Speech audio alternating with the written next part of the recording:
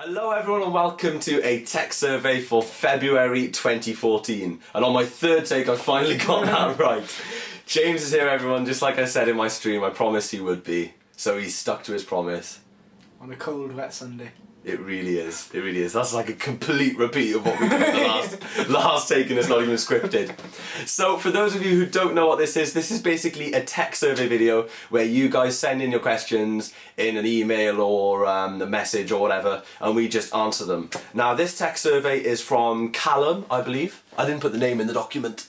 But anyway, huge thanks to Callum for sending this tech survey in.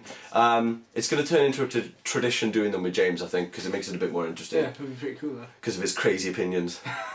But anyway, we're going to dive right into it. But before we do, feel free to send in a tech survey. I don't answer them all because my organisation is quite bad. But yeah, if you send it a couple of times, just spam me a tech survey and we'll probably end up doing it. So, fire away the first question, James. If PowerMacs fully supported AVC HD, would you still have your PowerMac G5? If not, how long more do you think you would have kept it? That's a badass question. Because the main reason why I got rid of the G5 was because of the fact that it didn't support my camcorder without some crazy conversion stuff that just took forever. Explain what you used to have to do. Yeah, I used to, because I still had my MacBook at the time, I used to actually import on the MacBook, export every clip individually as a standard QuickTime file, and then I used to transfer it over to my G5, you know, with a hard drive or flash drive or whatever. So even before I could start editing, it was a lot of work. And of course the MacBook was really sluggish at importing AVC HD. As well, then. Absolutely awful. But yeah, it kind of worked for a bit. I must have done that for about, well, over 6 months, maybe even a year. I must have made videos like that. It's a long time. Really, it really is. Because I remember when I first got my G5 to start editing, I was using my iPhone primarily as my camera. Because I remember doing the G5 unboxing with my iPhone. Really? I can't seem to remember that, surprisingly. Yeah, I had to get... right, jeez, yeah. It was back when I had to get my mum to hold the camera for certain shots because you can't put it on a tripod and stuff. But also you couldn't do quick videos then either, like quick video logs, you know, because you just... Well, you'd spend hours editing even one clip. Yeah, exactly. All the conversion. Because now I can just record whatever, like I do in my vlogs, and just stick it in, and I'm not fussy about editing and stuff because it's a vlog, and I can just stick it all together. It's much easier. But to answer the actual question, I have no idea. If it would support AVC HD, because I really wanted to max it out as well. I would have kept it. Because I would have put 8 gigs of RAM in it and stuff. But I don't reckon much longer than a year longer than when you sold it, because... What year was it you did sell it? It was Christmas 2010. So still in Snow Leopard times then, was it? Yes. So but Lion would have been coming out next year. Yeah, 2011 Lion came out, I think, didn't it? So what would that have... Well, obviously Snow... Well, you were only an OS behind then, but you would have been 2 OSs behind. Yeah, the support was still good when I was on my G5. That's really true actually. But coming back to the sort of trying to remember what I was going to do, I always wanted to sell it to buy a quad anyway. Oh, you did, didn't you? Because that water cooling thing was always... It was scary, yeah. Because I had the 2.5 gigahertz dual processor model, which is the most prone to liquid cooling leaks model ever. Some scary pictures online. Google Awful, yeah. Whack it in Google, it's green and everything.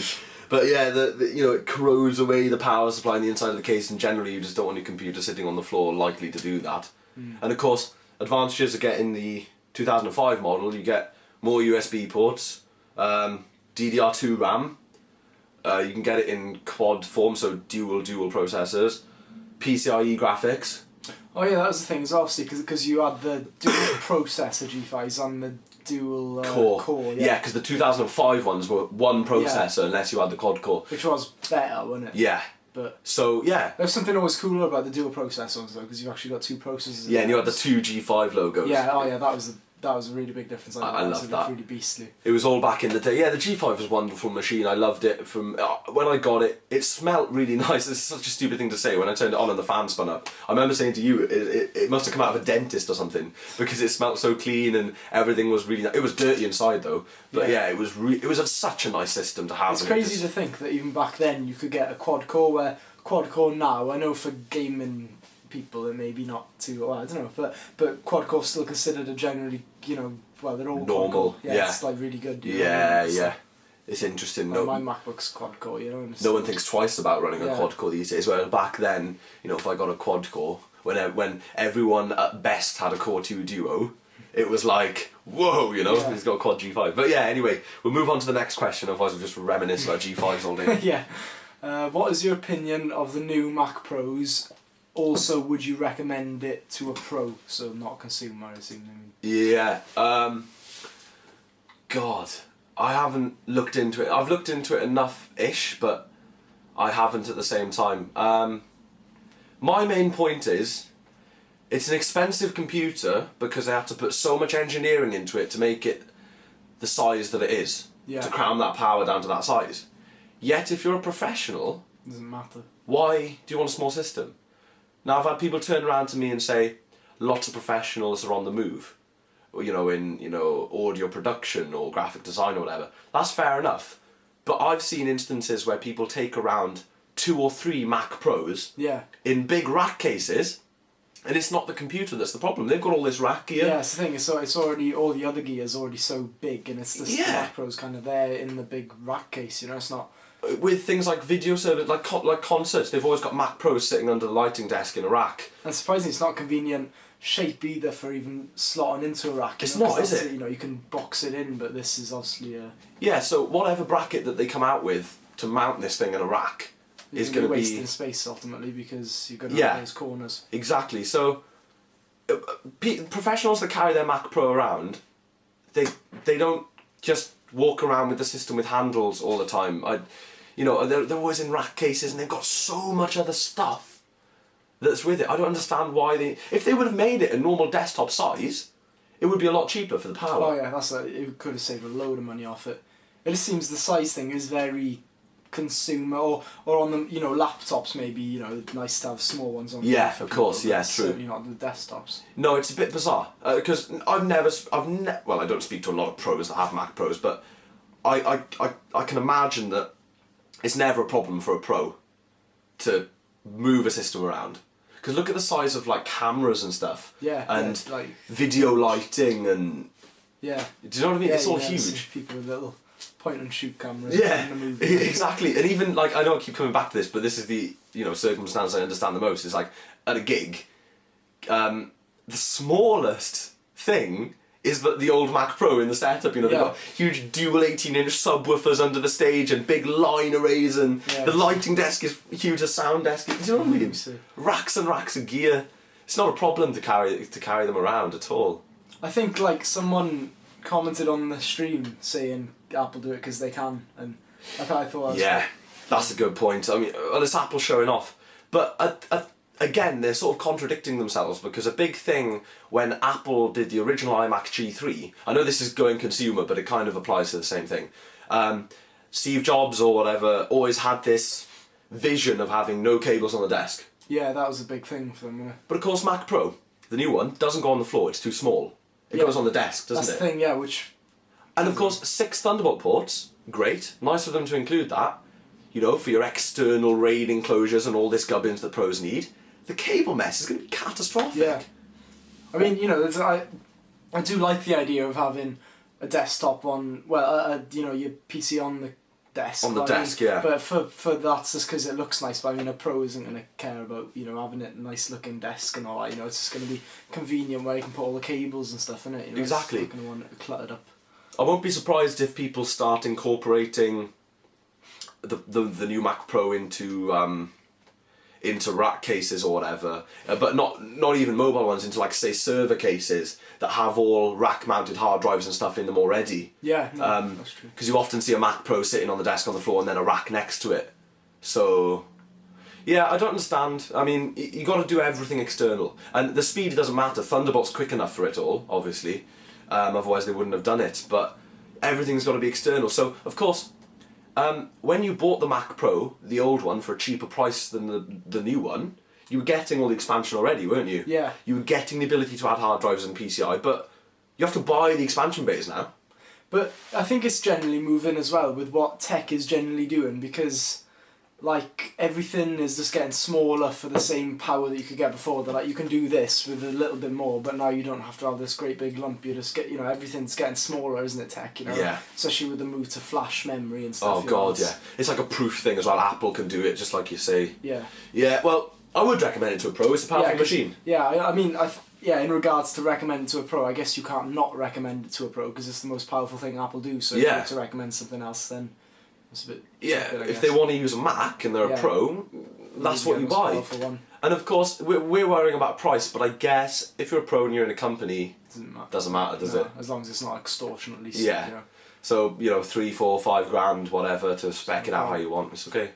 It's cheaper compared to all the other gear that they need. Yeah. So it's fine. It's a nice system. It can do like 4K displays and all this on this cool stuff, and it is upgradable. It's very upgradable considering the form factor. I didn't know about that. I was going to ask about that because I looked into the expansion. I believe pretty much everything is upgradable in it that you'd want to upgrade. I hope to God that the next or whatever generations you see in the future don't ditch that, because there's a lot of people that are going to turn against that, and obviously, because that's the big thing about the professional Mac, isn't it? Yeah, and the other thing is, I'm not doing the whole PC fanboy thing, but it's a very powerful computer, and it's probably the most powerful desktop you can buy off the shelf. With all these cool, like the PCI attached flash storage and all this.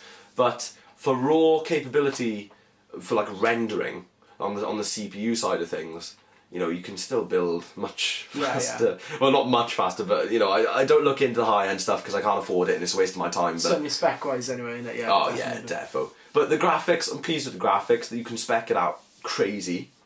You can get because it's 2 cards. I think you can spec it up to 6 gigs of graphics memory on each card.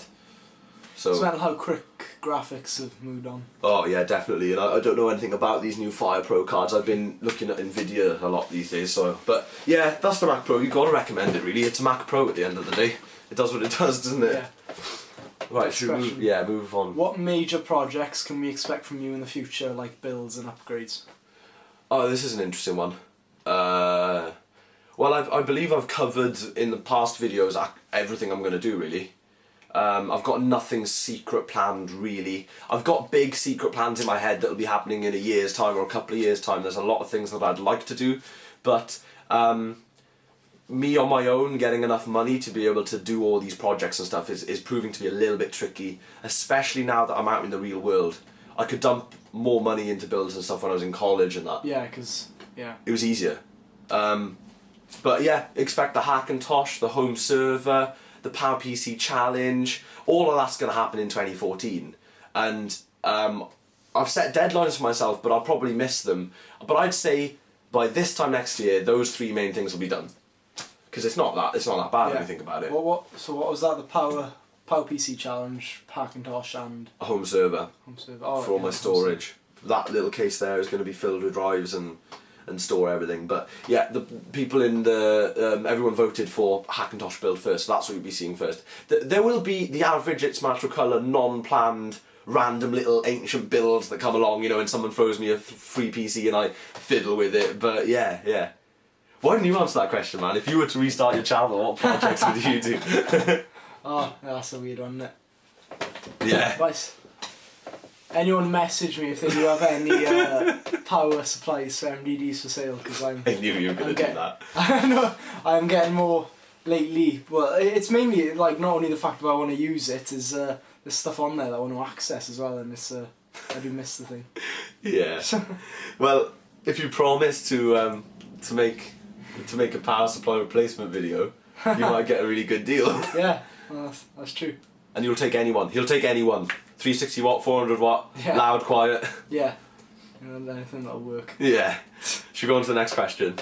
Would you pick an iMac G5? Would you pick up an iMac G5 if you found one for free or really cheap? Oh yeah. You got to when you free Mac, cheap Mac. Yeah, I've never used an iMac G5, and obviously they are the one that are prone to all the big problems. Yeah. What was it? The screen. Yeah, graphics and screen issues and overheating and everything. It's such an interesting Mac though. I remember one point before I knew about the problems, I really wanted to buy one. It was you that stopped me because you were like, oh, all that. It's amazing how like not hated on it, is just how many Mac users know about the problems and how no one really uses them, really, do they? It's really well documented, isn't Yeah. it? That you scroll through eBay, you'll be lucky to find a working one. That's it's almost as bad as Xbox 360s. yeah, it is.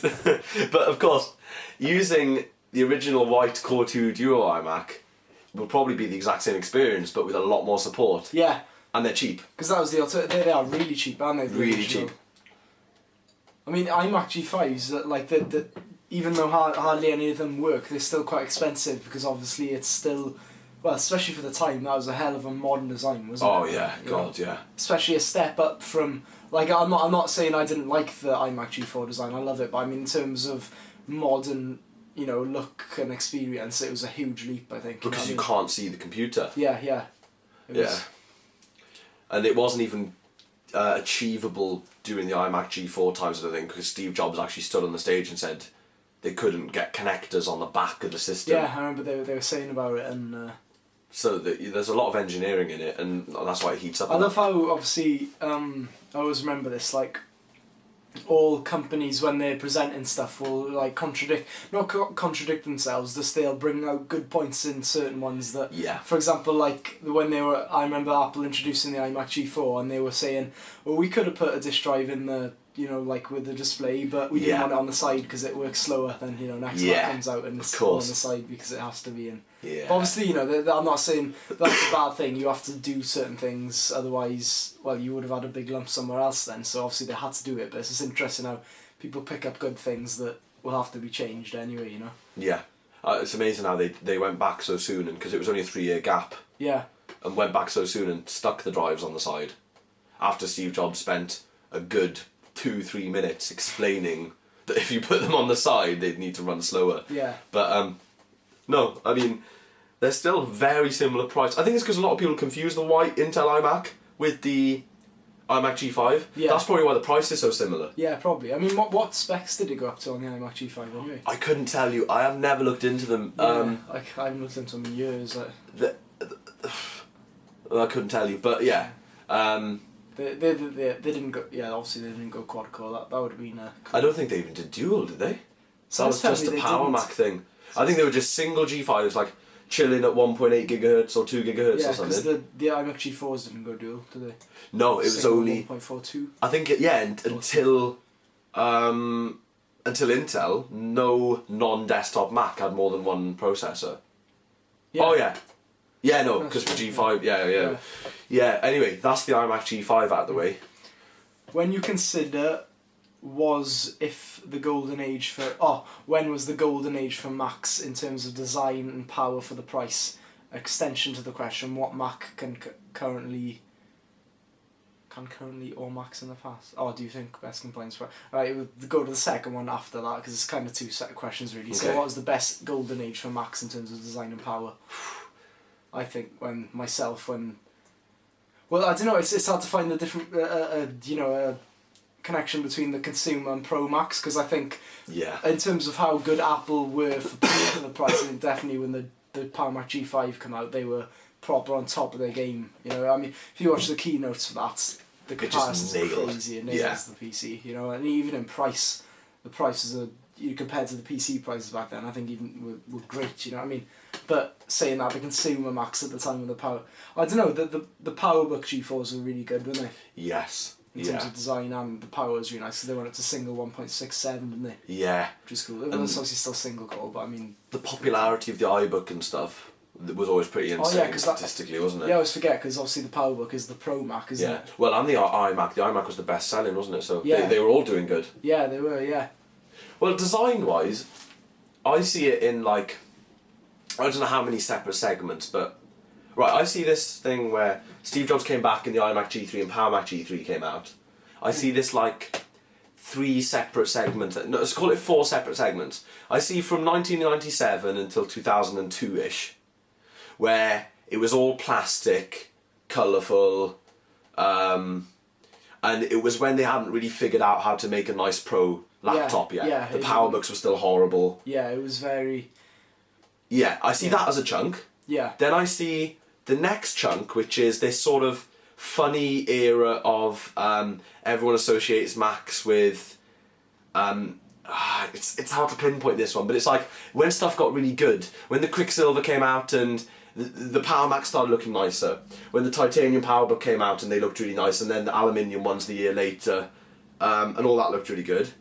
Anyway, that bit's hard to pinpoint. Then I see the white side of things. Yeah, you know when the MacBook came out and even though the iBooks were white, but when the MacBook and the top of the Mac Mini was white and the white iMacs, where everything was white. If you've got a white computer, someone to stop you and go, is that a Mac? Yeah, totally, yeah. Because people were always getting white Windows laptops as well. Yeah, to try. And then, of course, we know what era we're in now. We've been in it for years. Is this aluminium/glass and black display and... Yeah, because originally the G5 was the first, wasn't it?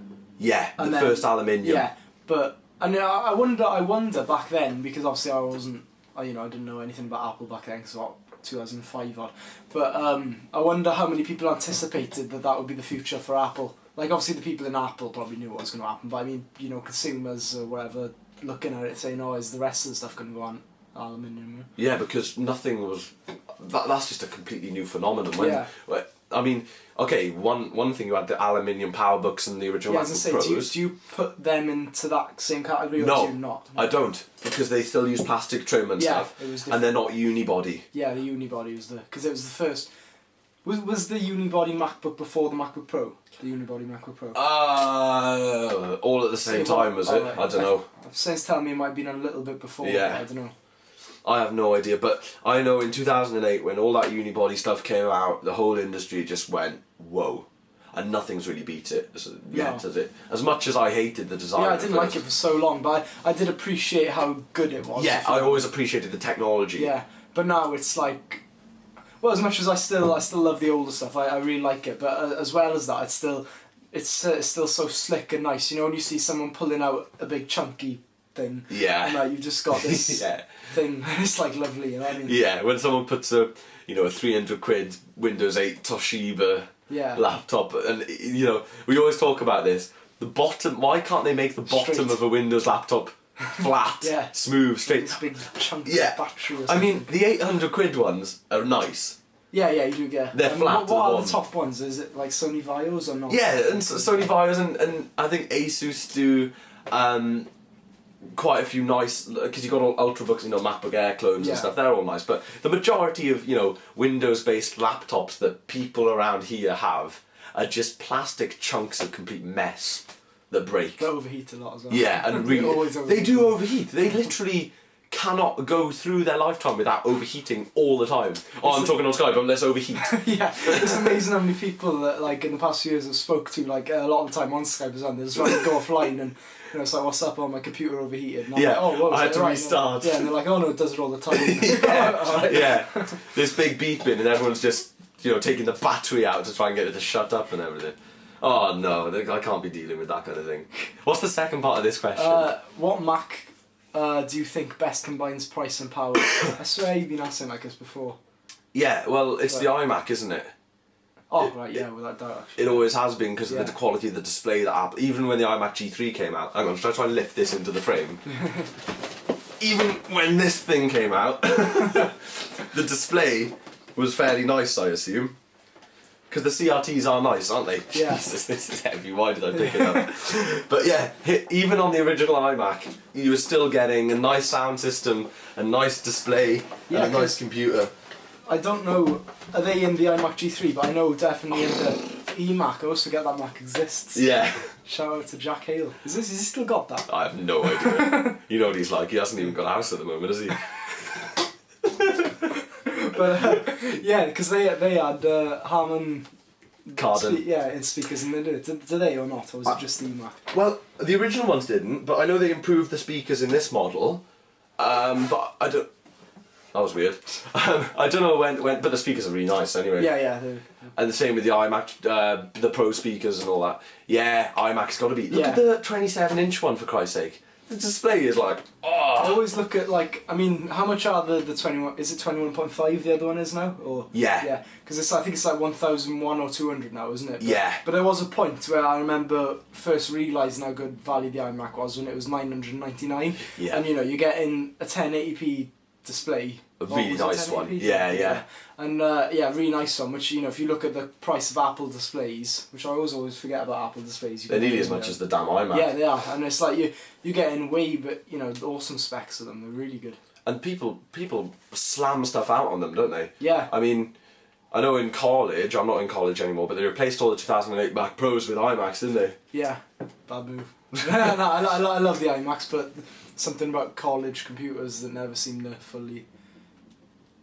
It's the network. Yeah, it's the network, really. Oh, man. They look lovely, though. Yeah, they're nice looking. Have we got another question? Yeah. Last one. When do you think you will have the studio finished? Wow, that's a random one in the middle of all the Mac stuff. Yeah, nice. Finished. God, that's a strange word. What do you class as finished? Yeah. Well, it's finished now. Yeah. It's you can record in there now, I guess. Yeah, you can record.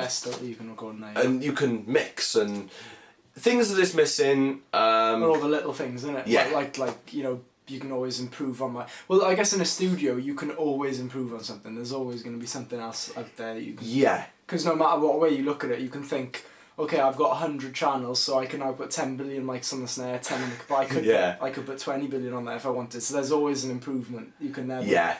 It's modular, isn't it? Yeah. You design your studio and you think, oh, wait, I could sell this compressor and then slide in something else into the rack. It's never... But not finished in the way that, okay, I don't have any acoustic treatment. Yeah, I get it. I've got a 16-channel desk, but only 8 channels into the computer. I guess I should have another 8 channels, really, to make it that setup kind of complete. Possibly more outboard. Yeah, more outboard. I mean, I've got a 14, 16, 18U rack, and it's got 5, 6 units in it. Yeah. I don't know. And I guess if the rack was full, I could say, there we go, the studio's done. But to me, a full rack doesn't mean the studio is done, because if the studio is done, to me, it's when you get a track out of there that is a good track. Yeah. That's when it's done, isn't it? Yeah, totally. Because it's a creative thing. I mean, a done studio could be a white MacBook chilling on your desk with a blue snowball next to it, and you make a killer track on that, and you have really good luck when it comes to mixing. You know, that could be a done studio then, couldn't it? Yeah, totally. People make amazing things out of anything these days, don't they? You know? Exactly, and I'm a little bit of because I know that you don't need all the stuff I have upstairs. You do not need it to make music at home. No. You really don't. You don't need, you know, a crazy huge mixer. Yeah, you don't need this massive mixer.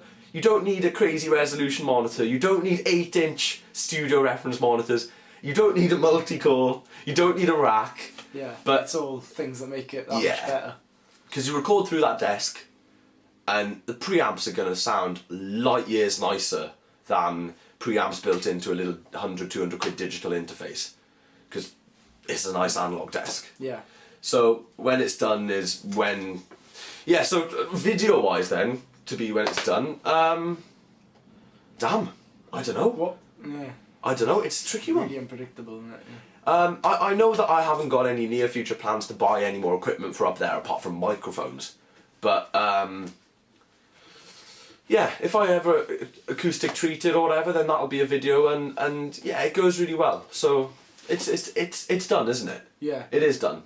It'd be cool, random suggestion of me, but like you know you did that video about recording drums on a budget. Yeah. It'd be really cool. Just like I don't know if you guys, update there it. Seemed to be a lot of good feedback on that. Yeah. Like, do another thing about recording on a budget. You know. Yeah, on like that. a slightly higher budget or whatever. Yeah. Like a medium budget drum recording, because a lot of the people that watched that video had more money than I had. Yeah, they were like, why didn't you buy Tom mics? It's like, hang on, this is a budget video. So maybe I could do one at each range. Cool, that would. As I get more gear, I could do more. Yeah, just move with where you are. If I knew more about recording and stuff, you know, because there's people on YouTube, you can watch actual producers giving advice on YouTube. Yeah, there's loads of it on there. So, you know, it's kind of worthless in a way, but there's something special about seeing a guy at home doing it if he gets a good result. And the drum recording in that, recording my drums on a budget video, is light years behind the drum sound I get now. Yeah. Because that was pre-anything, wasn't it? Yeah. And I was using, not terrible mics, but, you know, I was really putting up with slim stuff, so... Yeah, but it's pretty much done, isn't it? And I think that wraps up the survey as a whole. It does.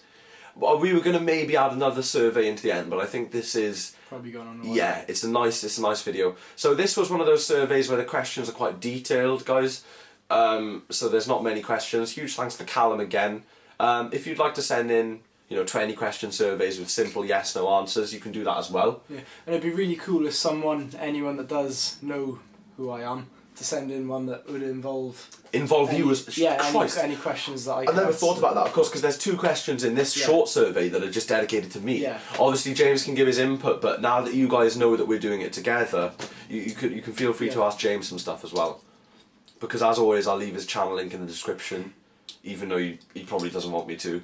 But the stuff is still relevant on... I guess so, there. yeah. So that pretty much wraps it up. Thank you very much for watching, everyone. We should do one a month. Yeah, that'd be cool, that would. Definitely. So this is February. Expect a March one, but it'll probably be April knowing us. Oh, and the stream. Next time my parents are away, we'll probably stream all night. We'll do an all-night stream together. Yeah, that'd be really awesome. Yeah, we won't be focusing on the stream the whole time. Yeah. We'll just do some gaming and have a chill and have a big laugh, and yeah, it'll be a mixture of the YouTube guys and all our mates and everything as well. That'd be awesome. Yeah, crazy big stream. So huge thanks to everyone for watching. If you've made it this far, you're a true fan, because listening to us ramble on about old Apple products can probably be a little bit tricky. So thanks again, everyone, and I'll see you soon. Ta-ra. We'll see you soon.